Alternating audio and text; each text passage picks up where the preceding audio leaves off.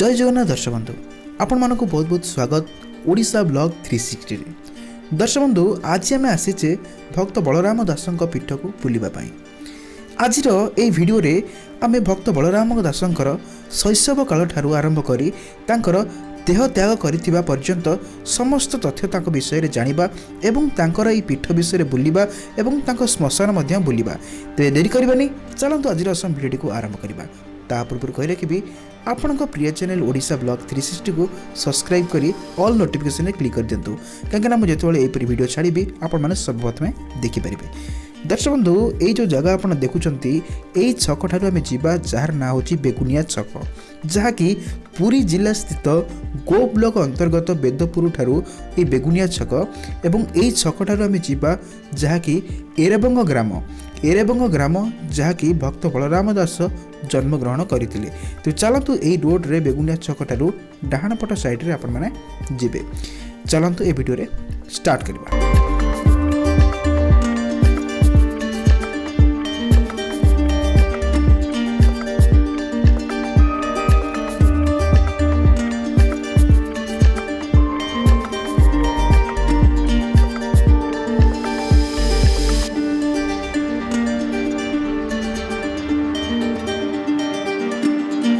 तो आपण मैंने किसी बाट दूर को गले आपण मैंने पाइपर गोटे टर्निंग रही और टर्निंग टिके आगू गले आपण मैंने पाइपर एरबंगर पंचायत ऑफिस एवं से मात्र किछि दूर रे रही भक्त बलराम दासंकर मंदिर।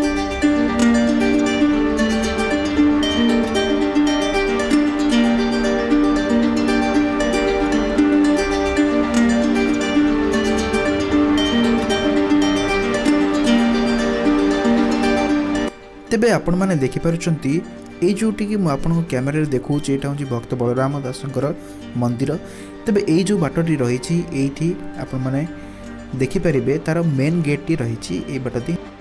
फ्रेंड्स किछि दूर रे हमें देखिबा एरबंग ग्रामर स्कूल हाई स्कूल आपण माने एठी देखि पारुचंती एवं ए हाई स्कूल रो किछि बाट दूर को गले आपण माने पाइबे भक्त बलराम दासंकर निज ग्राम।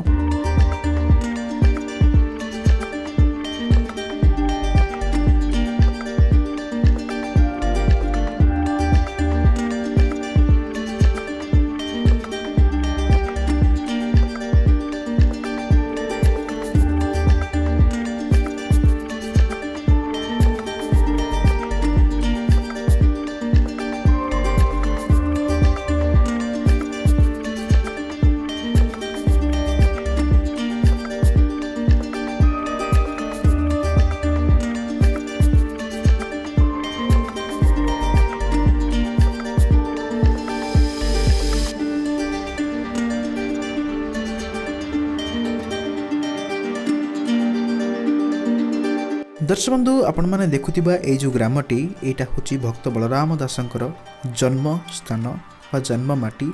एइथिरे भक्त बलराम दास शिशु अवस्था रे बहुत समय एठी खेलीचंती ए माटी रे। दर्शक बंधु ए ग्रामरू आउ किछि बाट दूर को गले आमे पाइबा भक्त बलराम दासंकर मंदिर। तो चलंतु आगु को बढ़िबा।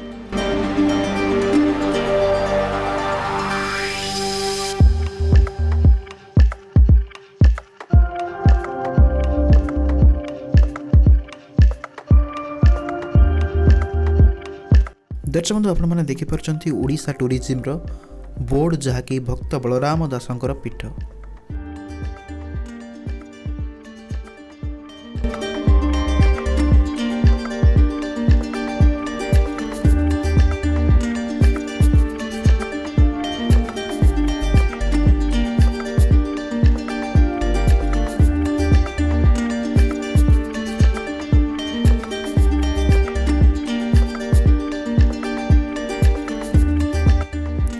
पंचसखा मौड़मणि वैज्येष्ठ बलराम दासंक विषय रे आजिर वीडियो रे आलोचना करिबा। भक्त बलराम दास राजा पुरुषोत्तम देवंक अंगरे जन्म होइतिले। अति सुंदर भावरे महापुरुष अच्युत तांक पंचसखा ओदिया कहानी रे बलराम दासंक जन्म विषय रे उल्लेख रहिछि। भक्त बलराम दासंक पितांक नाम थिला सोमनाथ महापात्र। से गजपति प्रताप रुद्र देवंकर मंत्री थिले। तांको मातांको नाम थिला महामाया बा मनमाया। ତାହା ତାଙ୍କର ଜଗମୋହନ ଦାଣ୍ଡି ରାମାୟଣରେ ଉଲ୍ଲେଖ ରହିଛି। ଭକ୍ତ ବଳରାମ ଦାସ ବହୁତ ସୁନ୍ଦର ଭାବେ କହିଛନ୍ତି, ମୁହିଁ ବଳରାମ ଦାସ ରାମାୟଣ ଅବତାରେ ଥିଲି, ଦିହୁଡ଼ି ଜାଣିଣ ମୁଜେ ସମସ୍ତ ଜାଣିଲି, ମତେ ଆଜ୍ଞା ଦେଲେ ପ୍ରଭୁ ମର୍ତ୍ତ୍ୟକୁ ତୁ ଯିବୁ, କଳି ଯୁଗେ ଶୂଦ୍ରମୁନି ରୂପେ ଜନମିବୁ। ଜଗମୋହନ ଦାଣ୍ଡି ରାମାୟଣର ଲଙ୍କାକାଣ୍ଡରେ ବଳରାମ ଦାସ ତ୍ରେତୟା ଯୁଗରେ ଥିଲେ। ରାମ ଭଗବାନ ତାଙ୍କୁ ଆଦେଶ ଦେଲେ, ଯାଅ ତୁମେ କଳି ଯୁଗରେ ଶୂଦ୍ରମୁନି ରୂପେ ଜନ୍ମ ନିଅ। ତାଙ୍କର ପୂର୍ବଜନ୍ମ ସତ୍ୟ।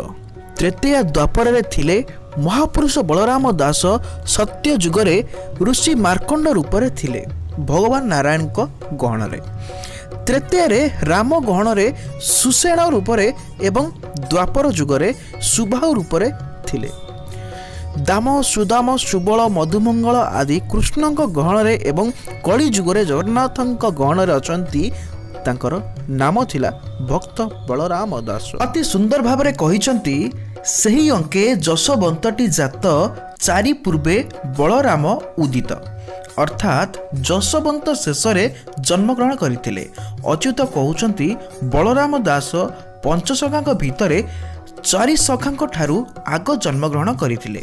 ବଳରାମ ଦାସ 1482 ମସିହାରେ ଜନ୍ମଗ୍ରହଣ କରିଥିଲେ। ତିଥି ଫାଲ୍ଗୁନ ଦଶମୀ ବା ଦୋଳ ଦଶମୀରେ ଧରାଧାମକୁ ଆସିଥିଲେ ଏବଂ ଆଷାଢ଼ ଶୁକ୍ଳ ତ୍ରୟୋଦଶୀ ବା ଅନଙ୍ଗ ତ୍ରୟୋଦଶୀରେ ସେ ଦେହତ୍ୟାଗ କରିଥିଲେ। ଦର୍ଶକ ବନ୍ଧୁ, ଏବେ ଆମେ ଜାଣିବା ତାଙ୍କର ଶୈଶବ କାଳ ବା ଶିଶୁ ଅବସ୍ଥାରେ ସେ କେମିତି ଥିଲେ। ବଳରାମ ଦାସଙ୍କ ପିତାଙ୍କ ନାମ ସୋମନାଥ ମହାପାତ୍ର ରାଜା ଗଜପତି ପ୍ରତାପ ରୁଦ୍ର ଦେବଙ୍କର ମନ୍ତ୍ରୀ ଥିଲେ। ସେ ପୁରୀରେ ବଢ଼ିଥିଲେ। ତାଙ୍କର ଜନ୍ମସ୍ଥାନ ବର୍ତ୍ତମାନ ଯେଉଁ ସ୍ଥାନ ନିର୍ଣ୍ଣୟ କରାଯାଇଛି, ସମହରା ପାଟରେ ତାଙ୍କର ସମାଧି। କୋଣାର୍କ ନିକଟସ୍ଥ ବେଦପୁର ଗୋପ ଥାନା ଅନ୍ତର୍ଗତ ବେଗୁନିଆ ନିକଟସ୍ଥ ଏରବଙ୍ଗ ଗ୍ରାମରେ ଜନ୍ମଗ୍ରହଣ କରିଥିଲେ ଏବଂ ସେ ବହୁକାଳ ପୁରୀରେ ଜୀବନଯାପନ କରିଥିଲେ। ପାବନ ଏହି ଉତ୍କଳ ପ୍ରଦେଶ, ଏହି ଦେଶ ଭୂମିରେ ଜନ୍ମଗ୍ରହଣ କରିଥିଲେ ପଞ୍ଚସଖା ଯୁଗର ମହାନ ସନ୍ଥ ଭକ୍ତ ବଳରାମ ଦାସ, ଯିଏ ବାଙ୍କି ମୁହାଣରେ ମହାପ୍ରଭୁଙ୍କ ପାଇଁ ତୋଳିଥିଲେ ବାଲି ରଥ ଏବଂ ନିଜ ଭକ୍ତିର ଆକୁଳତାରେ ନନ୍ଦିଘୋଷ ରଥରୁ ଘୋଷାଡ଼ି ଆଣିଥିଲେ ଶ୍ରୀ ପ୍ରଭୁ ଜଗନ୍ନାଥଙ୍କୁ ତାଙ୍କର ସେହି ବାଲି ରଥକୁ। ବାଲ୍ମୀକିଙ୍କ ରାମାୟଣକୁ ଛାଡ଼ି ଯିଏ ନିଜ ଭାଷାରେ ରଚନା କରିଥିଲେ ପ୍ରଥମ ପ୍ରାଦେଶିକ ରାମାୟଣ, ଯାହାଙ୍କ ପାଇଁ ଦକ୍ଷିଣେଶ୍ୱରଙ୍କ ସମ୍ମୁଖରେ ବୃଷଭଙ୍କ ପରିବର୍ତ୍ତେ ପୂଜା ପାଉଥିଲେ ଗରୁଡ଼। ଆଜି ବି ଏରବଙ୍ଗ ଶାସନରେ କଥା କୁହେ ଯାହାଙ୍କର ପ୍ରଦୀପ୍ତ ସମାଧି, ଯାହାଙ୍କ ସମାଧି ବେଢ଼ାରେ ଦେଖିବାକୁ ମିଳେ କେହି ନଚିହ୍ନିଲା ପରି ପଞ୍ଚଡାଳିଆ ରହସ୍ୟମୟ ବୃକ୍ଷଟିଏ। ତାଙ୍କର ପିତା ସୋମନାଥ ମହାପାତ୍ରଙ୍କ ସନ୍ତାନ ସନ୍ତତି ନଥିବାରୁ ସେ ଶିବ ପୂଜା କରୁଥିଲେ। ସେ ମହାଦେବଙ୍କର ନାମ ଥିଲା ବେଲେଶ୍ୱର ମହାଦେବ। ସେ ଶିବଙ୍କ କୃପାରୁ ତାଙ୍କର ପୁତ୍ର ଲାଭ କରିଥିଲେ। ଶିବ ଭଗବାନ ତାଙ୍କୁ ସ୍ୱପ୍ନାଦେଶ ଦେଇଥିଲେ, ମୋର ନାମ ଅନୁସାରେ ତାର ନାମ ରଖିବୁ। ତେଣୁ ତାଙ୍କର ନାମ ରଖିଥିଲେ ବଳରାମ ଦାସ। ସେ ବଳରାମ ଦାସଙ୍କୁ ଶ୍ରଦ୍ଧାରେ ବଳି ଡାକୁଥିଲେ। ବଳି ପିଲାଦିନେ ଭାରି ଦୁଷ୍ଟ ଥିଲେ। ତାଙ୍କର ଶୈଶବ କାଳର କିଛି ଅଲୌକିକ କଥା ବିଷୟରେ ଚାଲନ୍ତୁ ଜାଣିବା। ଦର୍ଶକ ବନ୍ଧୁ, ଯେପରି ଶୀତ ଦିନେ ଆମ ଘରମାନଙ୍କରେ ଛୋଟ ଶିଶୁମାନଙ୍କୁ ତେଲ ଲଗାଇ କଅଁଳିଆ ଖରାରେ ଶୁଆଇ ଦିଆଯାଇଥାଏ, ସେହିପରି ଭକ୍ତ ବଳରାମ ଦାସ ଶିଶୁ ଅବସ୍ଥାରେ ତାଙ୍କ ମା ତାଙ୍କୁ ତେଲ ଲଗାଇ ଖରାରେ ଶୋଇ ଦେଇଥିଲେ। ଗୋଟିଏ ନାଗସାପ ଆସି ତାଙ୍କୁ ଛାଇ କରିଥିଲା ଏବଂ ସେ ସେହି ନାଗସାପକୁ ଧରି ଖେଳୁଥିଲେ। ଏହି ଦୃଶ୍ୟକୁ ଦେଖି ତାଙ୍କ ମା ବେହୋସ ହୋଇଯାଇଥିଲେ। ଏହିପରି ଆଉ ଏକ ଅଲୌକିକ କଥା ଅଛି, ତାଙ୍କ ବାପା ଦେଖିଥିଲେ ସେ ଶୋଇଛନ୍ତି ଶିଶୁ ବଳରାମ, ତାଙ୍କ ବାପା ଦେଖୁଛନ୍ତି ଶିବ ଶୋଇଛନ୍ତି। ଏକଥା ଦେଖି ସେ ଆଶ୍ଚର୍ଯ୍ୟ ହୋଇଯାଇଥିଲେ ଏବଂ ପ୍ରଭୁ ମୋ ଘରେ ଆସି ଜନ୍ମ ନେଇଛନ୍ତି ବୋଲି ଭାବୁଥିଲେ। ଏହି କଥା ତାଙ୍କର ବଟ ଅବକାଶରେ ବର୍ଣ୍ଣନା କରାଯାଇଛି। ବଟ ଅବକାଶ ଏବଂ ଭାବ ସମୁଦ୍ରରେ ତାଙ୍କ ଜୀବନ ବିଷୟରେ ବହୁତ ଆଲୋଚନା କରାଯାଇଛି। शिशु अवस्था बलराम दुष्ट थिबारु तांको बापा ज्योतिषंकु जातक देखाइथिले। ज्योतिष कहिथिले से जणे असाधारण बालक ए समाज संस्कारक हेबे।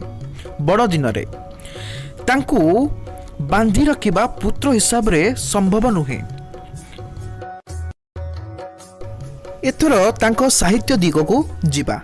ओडिशार वाल्मीकि बलराम दासंक रामायण को दांडी रामायण कहा जाए।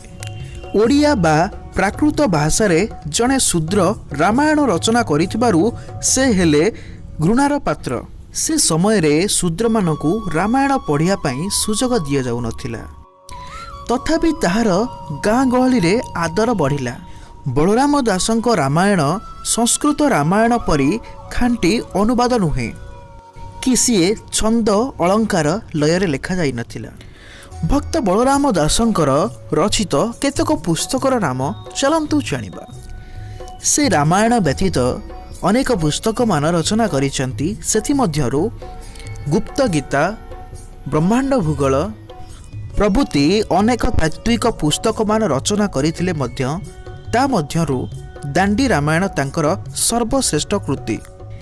तेणु ताकु से महानाटक बोली कहिसंती।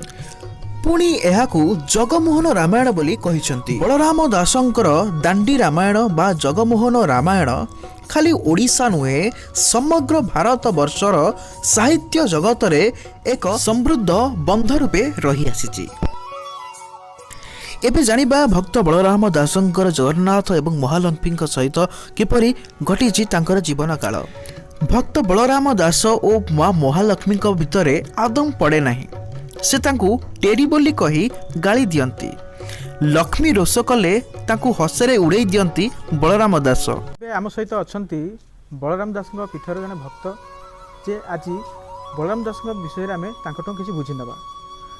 तो आम शुणीचु भक्त बलराम दासंकर शेष समय रे महालक्ष्मी एवं जगन्नाथ यही आमर एरबंग ग्राम रे उपस्थापन करथिले बा आसीथिले। तो से विषय आपन कि बुझिया चाहूँ। मु तो किसी बाबद सेमती किसी जानी नहीं आज्ञा। जी शुणी जी शुणी मो ना लक्ष्मीधर प्रधान। आम घर डेलांग पाखे नीपुर। आम भी आज आसलु बलराम दासंकर टे माने पीठ को दर्शन पे दैवता आपणकर साक्षात है। मु शुणी जे बलराम दास को माँ लक्ष्मी कही तू केबे पुरी रे देहत्याग कर पारिबुनी। से कहले अच्छा हौ तू दिने देखिबू मु ही पुरी रे दर्शन करी दिने देखिबू। प्रयाण समय आसला बलराम दास स्मरण कले ताकर आराध्य ठाकुर जगन्नाथ को।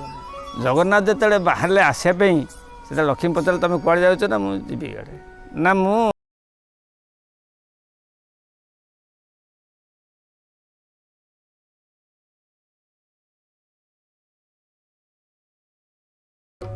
लक्ष्मी कहले कौन दासे तुम पूरी जा पार ना रे हे काणी काहे टेरी टेरी आ कहीं मुझे टेरी कही अरे जो तो लक्ष्मी नारायण से तो पूरी से तो बैकुंठ आउ पूरी देखिली केमिया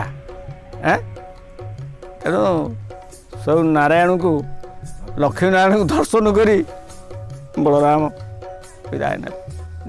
से बुझिछंती मार गाली दांडर धूली सहित समान। समय क्रमे भक्त बलराम दास सर्वहरा हेले मध्य जगन्नाथ को छाड़ी नाहांती किछि मागी नाहांती।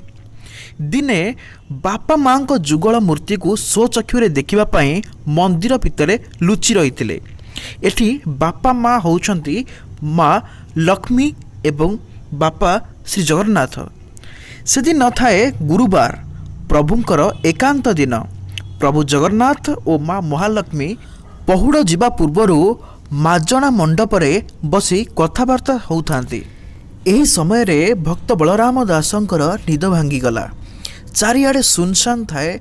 मंदिरर द्वार बंद रही थाए। हेले से जीवे केमिति देखिले दक्षिण द्वार खोला रही। सेहीपटे बाहरिला बेलकू बापा और माँ को एकाठी देखी साष्टांग प्रणिपात करथिले। हेले କିନ୍ତୁ ସେହି ସମୟରେ ମହାଲକ୍ଷ୍ମୀ ବଳରାମଙ୍କର ଏପରି ବ୍ୟବହାରକୁ ଦେଖି କ୍ରୋଧିତ ହୋଇ ଅଭିଶାପ ଦେଲେ, ତୁ ଶ୍ରୀକ୍ଷେତ୍ରରେ ମରିପାରିବୁନି, ଏମିତି ଅପନ୍ତରା ଜାଗାରେ ମରିବୁ, କେହି ଦେଖିପାରିବେନି। ଏହି ଅଭିଶାପକୁ ଶୁଣି ଭକ୍ତ ବଳରାମ ହସରେ ଉଡ଼ାଇ ଦେଇଥିଲେ। କିନ୍ତୁ ଏଠି ଭକ୍ତ ବଳରାମ ଦାସ ଏହାକୁ ଦେହକୁ ନେଇନଥିଲେ, ଏହାକୁ ହସ ଦ୍ୱାରା ଉଡ଼ାଇ ଦେଇଥିଲେ। କିନ୍ତୁ ପ୍ରଭୁ ଏଠି ନୀରବ ଥିଲେ। ତାଙ୍କ ମାୟା ଦ୍ୱାରା ସେହି ଦ୍ୱାରକୁ ଖୋଲି ଦେଇଥିଲେ ଏବଂ ଭକ୍ତ ବଳରାମ ଦାସ ସେହି ଦ୍ୱାର ଦେଇ ଚାଲି ଯାଇଥିଲେ।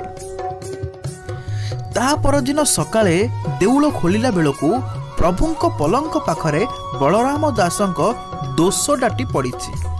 ସେବକମାନେ ରାଜାଙ୍କ ପାଖରେ ଫେରାଦି ଦେଇ ବଳରାମଙ୍କ ଚରିତ୍ର ବିରୁଦ୍ଧରେ ଅନେକ କଥା କହିଲେ।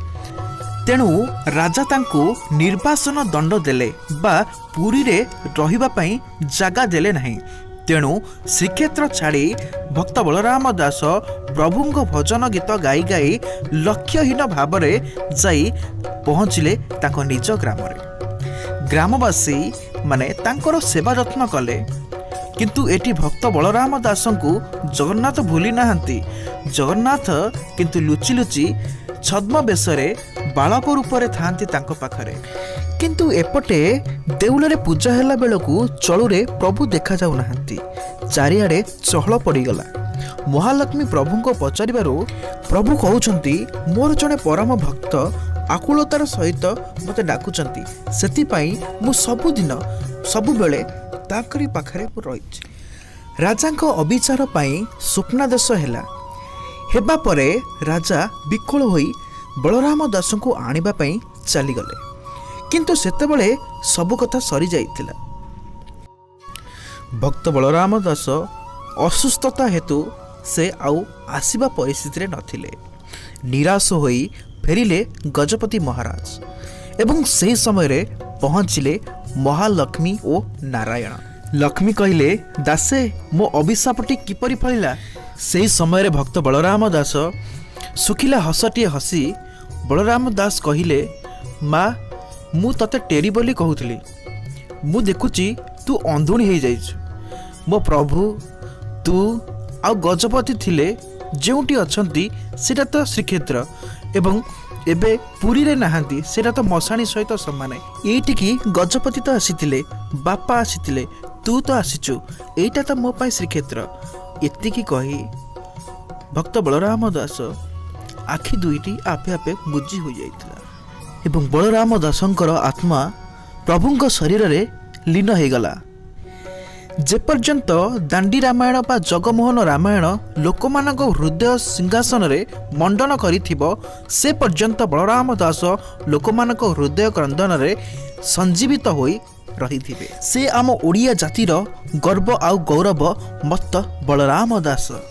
ବୁଲିଯିବା ସେହି ସ୍ଥାନକୁ ଯେଉଁ ଜାଗାରେ ଭକ୍ତ ବଳରାମ ଦେହତ୍ୟାଗ କରିଥିଲେ ଏବଂ ଭଗବାନ ଜଗନ୍ନାଥ ମଧ୍ୟ ସେହି ସ୍ଥାନକୁ ଆସିଥିଲେ, ସେହି ଜାଗାକୁ ଆମେ ବୁଲିଯିବା। ତ ଚାଲନ୍ତୁ ସେହି ଜାଗାକୁ ଆମେ ବୁଲି ଦେଖିବା। ଦର୍ଶବନ୍ଧୁ, ଭକ୍ତ ବଳରାମ ଦାସ ଯେଉଁଠାରେ ଶେଷ ନିଶ୍ୱାସ ତ୍ୟାଗ କରିଥିଲେ ଏବଂ ଜଗନ୍ନାଥ ମହାଲକ୍ଷ୍ମୀ ଯେଉଁ ଜାଗାକୁ ଆସିଥିଲେ, ଆମେ ବର୍ତ୍ତମାନ ପାଇଁ ସେହି ଜାଗାକୁ ବୁଲିବାକୁ ଯାଉଛେ। ଏବଂ ଏଇ ଯେଉଁ ରୋଡ଼ଟି ଆପଣ ମାନେ ବେଗୁନିଆ ଛକରୁ ଭକ୍ତ ବଳରାମ ଦାସଙ୍କ ପୀଠ ରୋଡ଼ ଅଛି, ଆପଣ ପଚାରିକି ଏଇଠି ଜାଗାକୁ ଆସିପାରିବେ। ତେବେ ଏଇ ଯେଉଁ ରୋଡ଼ରେ ଆମେ ଯାଉଛେ, ପ୍ରଥମେ ଆମେ ଦେଖିବା ଗୋଟେ ଶିବ ମନ୍ଦିର ରହିଛି। ଯେଉଁ ଶିବ ମନ୍ଦିରରେ ଭକ୍ତ ବଳରାମ ଦାସ ଛୋଟବେଳେ ଏଇଠି ଖେଳିଛନ୍ତି, ଏଇଠି ବୁଲିଛନ୍ତି ଏବଂ ବହୁତ ନାଗସାପଙ୍କ ସହିତ ଖେଳିଛନ୍ତି। ଏଇଠି ଦେଖିବେ ଏଇ ଯେଉଁ ମନ୍ଦିରଟି ରହିଛି, ଏଇ ମନ୍ଦିର ଆଗରେ ବୃଷଭ ଆଗରେ ରହିଛି ଗରୁଡ଼ ଏବଂ ସେଇ ବାଟରେ କିଛି ବାଟକୁ ଦୂରକୁ ଯିବା, ଏଇ ରୋଡ଼ରେ କିଛି ବାଟ ଆଗକୁ ଗଲେ କେନାଲ ବନ୍ଧ ପଡ଼ିବ ଏବଂ କେନାଲ ବନ୍ଧରେ ଆମର ଆଉ କିଛି ବାଟ ଆଗକୁ ଯିବା ଆମେ ପାଇପାରିବା ଭକ୍ତ ବଳରାମ ଦାସଙ୍କର ପୀଠ।